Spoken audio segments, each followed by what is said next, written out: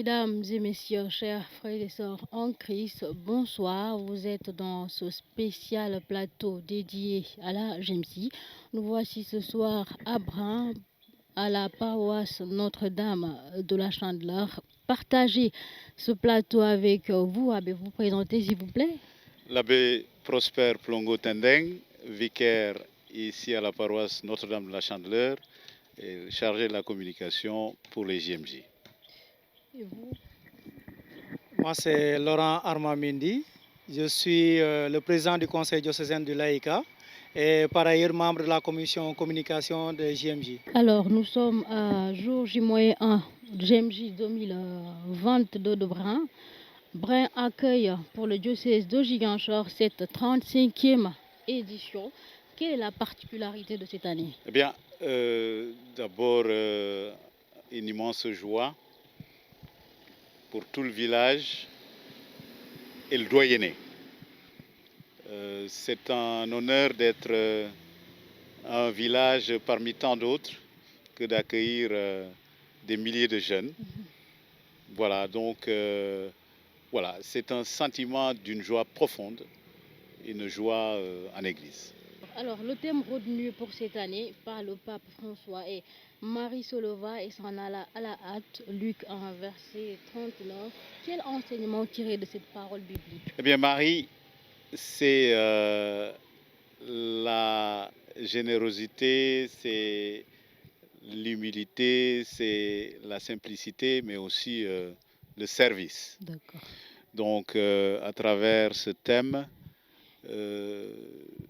tous les jeunes sont invités à regarder Marie comme la mère qui s'empresse et qui va en hâte rendre service. Donc, ce que nous visons à travers ce thème, c'est que les jeunes déjà apprennent à regarder cette mère très humble, cette mère tendre, mais cette mère serviable. Qu'à leur tour, là où ils sont, aussi, ils servent leurs frères et sœurs en humanité. Alors, comme chaque JMJ d'ailleurs, le pape adresse un message à la jeunesse catholique. Quel message livre-t-il à sa jeunesse cette année? Eh bien, à travers déjà ce thème-là, le pape, vous le savez bien, est plein d'humour.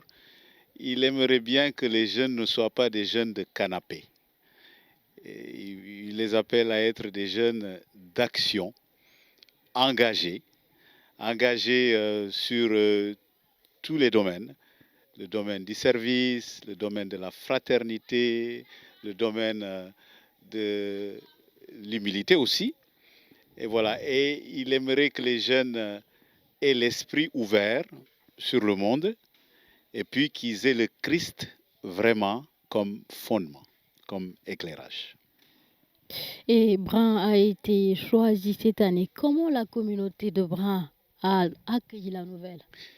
Je viens de vous le partager. Tout le village est honoré de ce choix d'accueillir les JMJ, puisque un village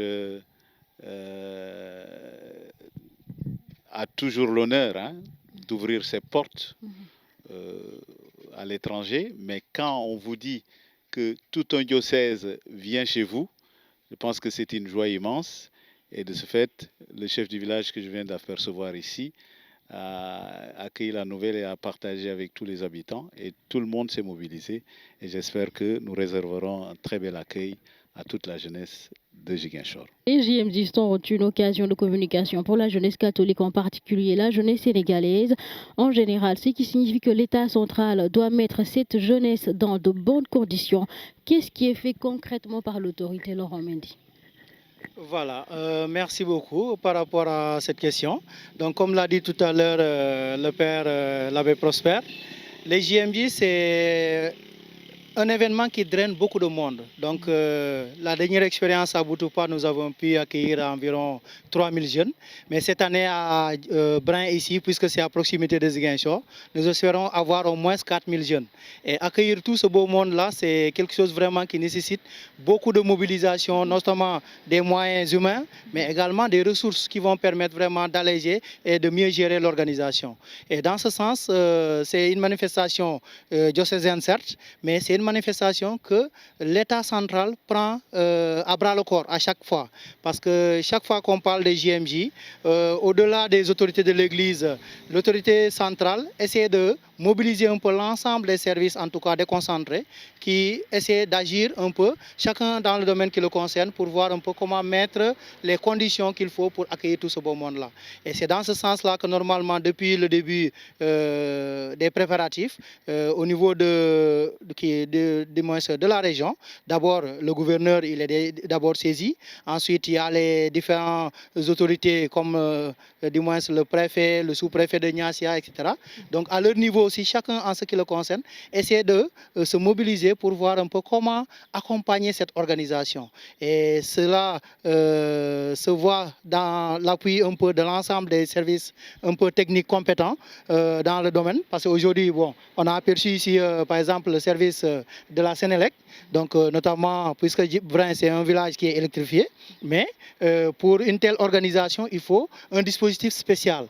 Et c'est dans ce sens-là que normalement, un service comme la Sénélec a déployé des agents, des ouvriers, pour qu'ils puissent venir vraiment affréter les lieux pour que les conditions soient réunies. Donc c'est ce qui fait qu'aujourd'hui, on est confiant dans l'organisation parce que le pouvoir public n'est pas en reste par rapport à cette organisation-là. Et vous avez parlé tantôt de dispositif. Est-ce que l'État a mis un dispositif sécuritaire pour, on va dire, sécuriser les pèlerins? Voilà. Par rapport à cette question également, ça, ce n'est pas quelque chose de nouvel. Nous sommes en Casamance, nous sommes dans la région de Ziguinchor.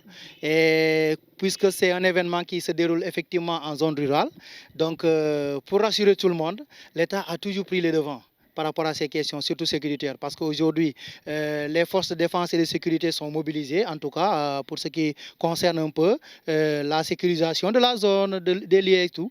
Donc forcément, les gens peuvent pouvoir vivre cet événement en toute quiétude, dans la tranquillité, parce que voilà, ce qui devait être fait du point de vue sécurité, etc., donc c'est fait. Et ça, ça relève du ressort un peu de l'administration et de l'autorité centrale. Donc nous ne pouvons que nous avoir l'esprit tranquille et être assurés que l'événement va se dérouler dans de bonnes conditions. Et demain, Brin sera le lieu privilégié des diocésains de Ziguinchor. Où en êtes-vous au niveau préparation? Bon, au niveau préparation, vous-même, vous pouvez le constater. Brin, aujourd'hui, a changé presque de visage parce que nous sortons tout juste d'une période hivernale. Donc, qui dit hivernage dit un peu la floraison, un peu le développement de la broussaille et autres, etc. Donc, ce qui fait qu'il a fallu vraiment la mobilisation de tout le village, en tout cas, pour vraiment aménager les zones qui doivent abriter et accueillir vraiment les pèlerins. Aujourd'hui, Brin a fait peau neuve. Maintenant, pour ce qui est de l'organisation de façon générale, en tout cas, nous qui sommes membres du comité d'organisation générale, donc nous sommes confiants parce qu'à l'heure où nous vous parlons, pratiquement tout est fait prêt, on peut le dire, pour vraiment accueillir demain autant de jeunes qui doivent venir faire le déplacement. Mais en tout cas, à l'heure où je vous parle, vraiment, nous disons que tout est OK et nous sommes rassurés vraiment de pouvoir accueillir les gens dans de bonnes conditions. Et en parlant de jeunes, quel est le message que vous voudrez leur faire passer? Alors, le message que j'aimerais faire passer, d'abord en tant que jeune, à mes frères et sœurs jeunes, c'est de leur dire que voici l'occasion. Le moment nous est donné, en tant que jeunes chrétiens, catholiques baptisés, engagés, de pouvoir aller à la rencontre des autres. Aller à la rencontre des autres, mais les rencontres, au-delà de la rencontre des autres, rencontrer également le Christ. Donc pour moi, les jeunes doivent tout faire pour ne serait-ce que vivre pleinement cet événement et surtout les temps forts des 2 jours. Parce que souvent, ce que nous constatons malheureusement et que nous regrettons, c'est qu'il y a beaucoup de jeunes qui sont toujours à la marge de l'événement. Quand les jeunes, on se rassemble pour une occasion pareille. Il y a certains qui sont toujours en marche vraiment de l'événement, c'est-à-dire des activités essentielles. Mais l'appel que nous lançons à ces jeunes-là, à tout le monde en tout cas, c'est de pouvoir vraiment nous mobiliser. Parce que les JMJ du moins se regorgent de cachets, notamment un cachet spirituel, mais également un cachet culturel. Donc ce qui fait que du coup, pour toutes les activités liées au volet spirituel, vraiment, nous lançons un appel à ce que les jeunes puissent prendre vraiment les dispositions et se mobiliser pour prendre part et participer pleinement à ces activités, parce que c'est des activités pleines d'enseignements et qui permettront aux jeunes de pouvoir rentrer chez eux remplis du Christ et remplis de bonnes, comment déjà encore, nouvelles d'espérance en tout cas, qui vont permettre aux autres jeunes peut-être qui n'ont pas eu la chance de pouvoir vivre cet événement, à travers les jeunes qui seront là, pouvoir vraiment aimer et pouvoir peut-être, pourquoi pas, apprécier un peu ce qui a été fait à Brin. Merci à vous. Merci à vous aussi avec Prosper Tendin. C'est comme ça? Ouais. Merci à vous tous, chers internautes, qui nous avez suivis. C'était un plateau spécial dédié à la journée mondiale de la jeunesse qui auront lieu demain et après-demain, les 19 et 20 novembre 2022. Merci de nous avoir suivis. Pour ceux qui ne pourront pas venir, vous n'allez rien rater. Soyez juste fidèles à nos programmes. À la Génération FM, vous pouvez capter la fréquence, la Génération FM 93.14, ou nous suivre via nos plateformes Facebook, Instagram ou YouTube. Merci à vous tous de nous avoir suivis et à demain.